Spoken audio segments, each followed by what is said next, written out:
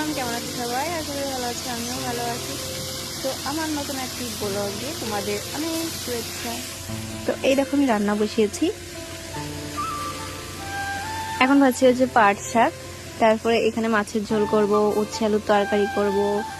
তো এক এক করে তোমাদেরকে দেখাবো। তো চলো আমি রান্না করি, তারপরে তোমাদের সঙ্গে আবার শেয়ার করছি।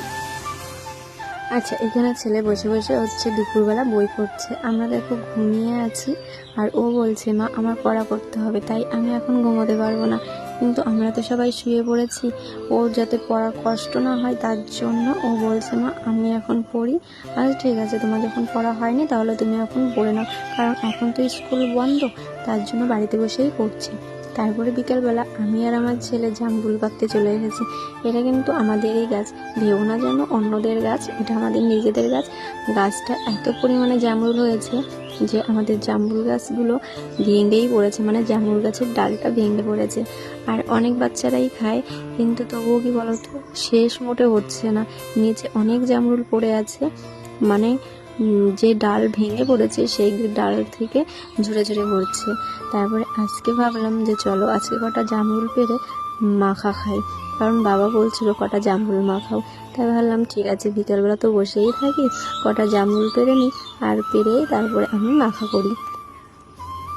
তার জন্যই আমি আর আমার ছেলে চলে এসেছি। আর আমার ছেলের টিউশনি আছে একটু বাদে, তাই ও বলছে মা একটু তাড়াতাড়ি করো, নাহলে আমার সময় হয়ে যাবে, আমি কিন্তু খেয়ে যেতে পারবো না। আমি বললাম হ্যাঁ বাবা, আমি ঝটপটই করে দেবো, তাহলে তুমি খেতে পারবে। তার জন্য একটু ঝটপট করেই করা। তো আমার ছেলে আমার সঙ্গে অনেক দুষ্টুমি করছিল এইখানে, আর এইখানে বসে বসেও দেখো দুষ্টুমি করছে। তো আমি এখানে জামরুলগুলো কেটে নিচ্ছিলাম, আর ছেলে বলছে মা পোকাগুলো ভালো করে দেখে নিও, কারণ জামরুলের মধ্যে না পোকা হয়ে যাচ্ছে, কারণ বৃষ্টি হচ্ছে এখন, তার জন্য পোকা হয়ে যাচ্ছে। যদি রৌদ্র উঠতো তাহলে আর পোকাও হতো না। কেননা রৌদ্রের চাপে পোকা হয় না, এই বৃষ্টি টিষ্টি হলেই পোকা হয়ে যায় বেশি। আর এইখানে এখন আমি বলেছি বাবা তো একটু তেঁতুল নিয়ে আসো, তাহলে তেঁতুল দিয়ে মাখা করে বেশ ভালো লাগবে। কিন্তু না, বাবার কাছে গিয়ে তেঁতুল চেয়েছে, মানে আমাদের দোকানে তো তেঁতুল বিক্রি হয়, তা বাবা বলছে যে তেঁতুল দিয়ে মাখানো লাগবে না, তো লেবু দিয়ে মাখা। তারপর ভাবলাম ঠিক আছে, তাহলে আজকে লেবু দিয়েই মাখা হবে। তারপরে অরিশ আমার ছেলে গাছের থেকে একটা লেবু পেড়ে নিয়ে এসেছিলো, সেই লেবুটা দিয়ে এখন মাখা হবে। আর গাছ থেকে লঙ্কা ছিঁড়ে নিয়ে এসেছিলাম, সেটা দিয়ে এখন আমরা মাখা খাবো। তো তোমরা জামরুল মাখা কে কে খেয়েছো কমেন্টে অবশ্যই জানাবে। আর কি বলো তো, জামরুল মাখা খেতে ভীষণই ভালো লাগে। তো এই যে ফার্স্ট টাইম লেবু দিয়ে জামরুল মাখা খাচ্ছি, আগে তেঁতুল দিয়ে খেয়েছি, তো এই যেই ফার্স্ট টাইম যে লেবু দিয়ে মাখা খাচ্ছি। তবে জানি না কেমন লাগবে, মনে হচ্ছে ভালোই লাগবে, কারণ লেবুর একটা সেন্ট আছে, তো এই সেন্টটার জন্য একটু ভালো লাগবে। আর লেবু দিয়েছি যেহেতু, তার জন্য লেবু পাতাটা দিলাম না, যে লেবুতেই সেন্টটা হয়ে যাবে। তারপরে এখানে আমি ভালো করে মেখে নিচ্ছিলাম। আর ছেলে আমার সঙ্গে মানে কি বলবো, বলছে মা তুমি একা একাই খেয়েই যাচ্ছ তখন থেকে, কিন্তু আমাকে তো দিচ্ছ না। আমি বলছি বাবা একটু টেস্ট তো করা লাগবে না, কেমন হয়েছে, তুমি তো আর ঝালটা তেমন খেতে পারবে না, তাই আমি একটু খেয়ে দেখি। তো আমার ছেলের জন্য একটু আলাদাই করেছিলাম, যাতে ও ঝালটা ওর বেশি না লাগে। তারপরে হচ্ছে আমরা একটু বেশি করে ঝাল দিয়েছিলাম, যাতে ভালো লাগে। তারপরে ঘর থেকে কটা বাটি নিয়ে আসলাম, আর বাটি এনে তারপরে সবার জন্য ভাগ করে দিয়েছি, কারণ কি বলতো একা তো আর খাওয়া যায় না, আর এই মাখা জিনিসটা একা একা খেলে ভালোও লাগে না, সবাই একসঙ্গে মিলেমিশে খেলে বেশ ভালো লাগে। এই যে ঝটপট করে বাটিতে সাজিয়ে দিয়েছি, এখন হরিশ দাদাকে দিতে যাবে। আর এই দেখো এই গামলাটায় আমি আর আমার ছেলে নিয়েছি, কারণ আমি আর আমার ছেলে দুজন একসঙ্গেই খাবো, তার জন্য আমার ছেলেই বললো মা একসঙ্গেই খায়, আর একটা বাটিতে মাখানো লাগবে না, তার জন্য। তারপরে আমি একটু সন্ধ্যার সময় আমার মাথায় তেল দিয়ে নিচ্ছিলাম, কারণ আমি তেল ছাড়া চলতে পারি না, মানে মাথায় আমার তেল না দিলে ভালো লাগে না, মাথা মানে উস্কো শুষ্কো লাগে, আর ভীষণ জ্বালাতন বোধ হয়। আর যেহেতু এখন গরমকাল, এই চুলগুলো যদি আমার ঘাড়ে টাড়ে পড়ে আমার ভীষণই কষ্ট হয়, মানে অস্বস্তি হয়, তার জন্য তেলে জল দিয়ে ভালো করে মাথায় লাগিয়ে তারপরে চুলটাকে ভালো করে উপরে বেঁধে থুয়ে দিই।